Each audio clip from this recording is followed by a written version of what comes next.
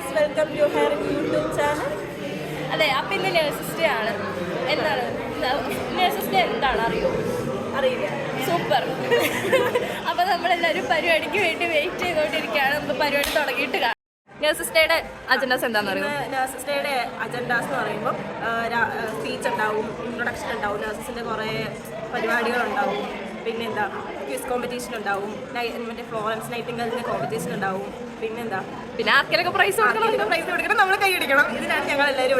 അങ്ങനെ ഈ വർഷത്തെ നേഴ്സസ് ഡേയും സൂപ്പറായിട്ട് കഴിഞ്ഞു. നേഴ്സസ് ഡേ അല്ല, നേഴ്സസ് വീക്കാണ് ഇവിടെ സെലിബ്രേറ്റ് ചെയ്തത്. ഇഷ്ടംപോലെ പരിപാടികളായിരുന്നു.